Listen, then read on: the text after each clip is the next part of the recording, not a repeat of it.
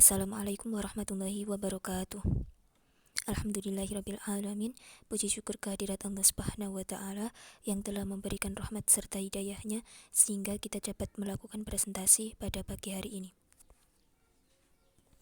Saya Maslahun Nisa, NIM 2005021110034. Di sini saya akan mempresentasikan tentang teori biaya produksi. Definisi biaya produksi. Biaya produksi adalah semua pengeluaran yang dilakukan oleh perusahaan untuk memperoleh faktor-faktor produksi dan bahan baku yang akan digunakan untuk menghasilkan suatu produk.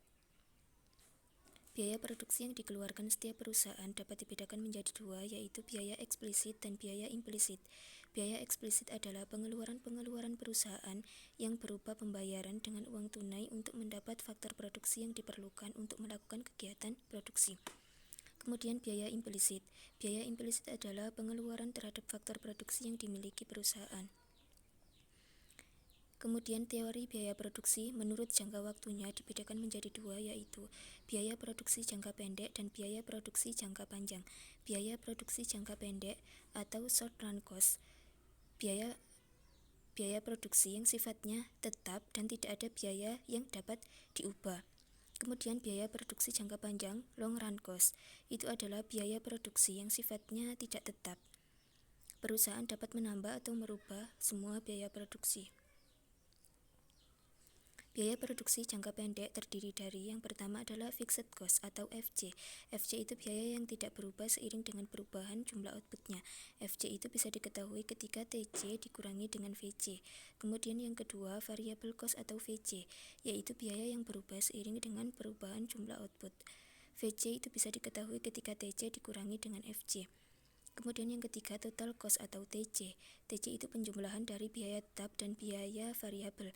TC itu bisa diketahui ketika FC ditambah dengan VC.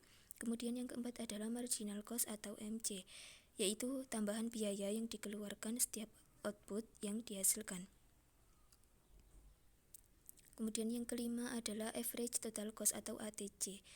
Besarnya adalah total cost dibagi dengan jumlah output. Kemudian yang keenam adalah average fixed cost atau AFC. Besarnya adalah total fixed cost dibagi dengan jumlah output. Kemudian yang ketujuh adalah average variable cost atau AVC. Besarnya adalah variable cost dibagi dengan jumlah output. Nah, ini adalah contoh tabel dari biaya produksi jangka pendek. Di situ ada output 0 sampai dengan 4. Kemudian ada FC. FC itu adalah biaya yang tidak berubah seiring dengan perubahan jumlah outputnya. Jadi berapapun outputnya, maka FC-nya itu tidak akan berubah. Di situ FC-nya 20. Output 0, FC-nya 20, maka seterusnya akan bernilai 20 terus. Kemudian VC itu adalah biaya yang berubah seiring dengan perubahan jumlah output. Di situ bisa kita lihat ada output 0, maka VC-nya itu 0. Kemudian output 1, VC-nya itu 10. Seperti itu. Kemudian ada TC. TC itu adalah penjumlahan dari biaya tetap dan biaya variabel. Di situ ada FC 20 dan VC 0, maka TC-nya 20. Dijumlah antara FC dan VC. 20 ditambah 0 sama dengan 20.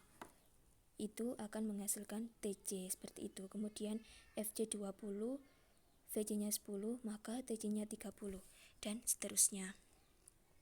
Nah, ini adalah kurva dari biaya produksi jangka pendek.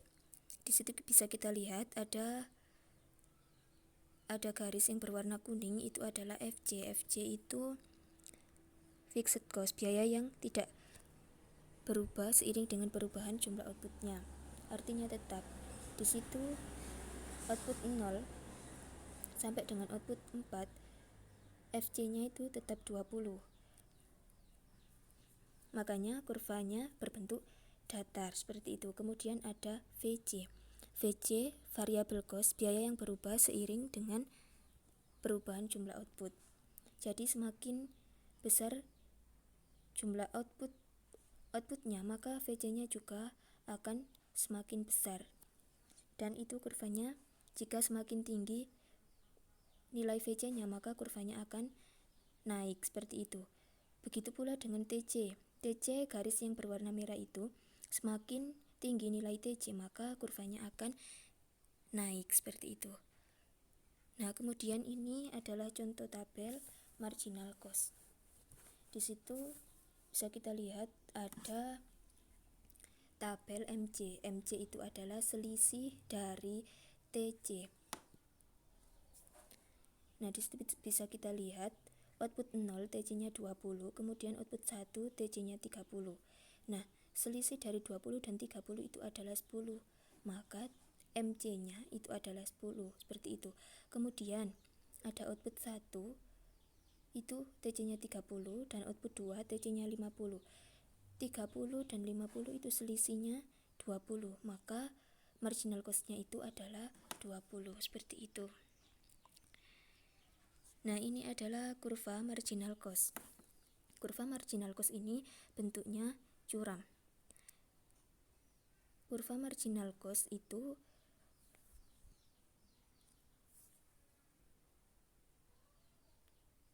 ketika nilai MC-nya tinggi, maka kurvanya akan semakin naik, seperti itu. Nah, ini adalah contoh biaya produksi jangka pendek untuk rata-rata. Nah, di situ kita lihat ada tabel AFC, AVC, dan ATC. Itu adalah tabel rata-rata untuk biaya produksi jangka pendek. Di situ ada AFC. AFC itu besarnya itu total fixed cost dibagi dengan jumlah output. Di situ bisa kita lihat ada FC 20, kemudian outputnya 1. FC dibagi dengan output. FC 20, outputnya 1, 20 dibagi 1, maka hasilnya 20. Jadi AFC-nya 20. Kemudian AVC. AVC itu variable cost dibagi dengan jumlah output. Di situ ada VC 10, kemudian outputnya 1. 10 dibagi 1 sama dengan 10, jadi AVC-nya itu 10. Kemudian ada ATC. ATC itu total cost dibagi dengan jumlah output. Di situ ada TC 30, kemudian outputnya 1.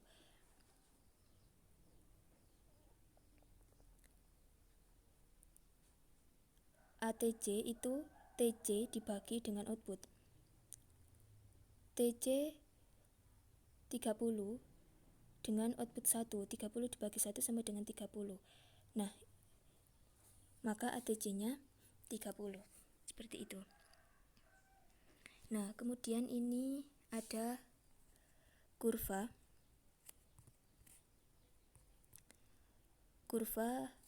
dari rata-rata biaya produksi jangka pendek.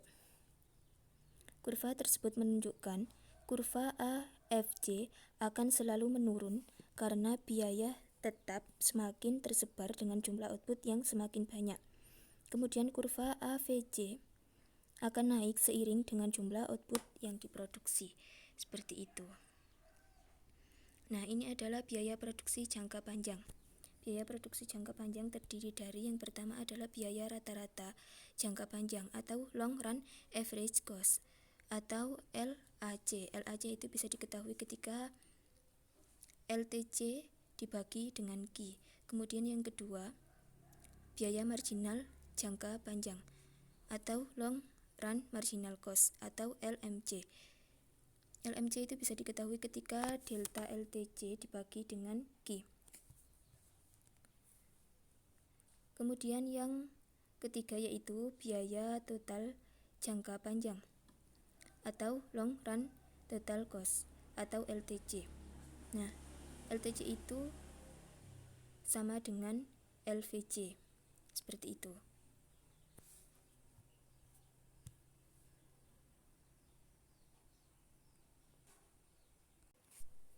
Ini adalah kurva biaya total rata-rata jangka panjang. Dalam jangka panjang, titik rendah dari suatu AC tidak menggambarkan biaya yang paling minimum untuk memproduksikan suatu tingkat produksi. Terdapat kapasitas produksi lain yang dapat meminimkan biaya. Sebagai titik buktinya, perhatikan AC1.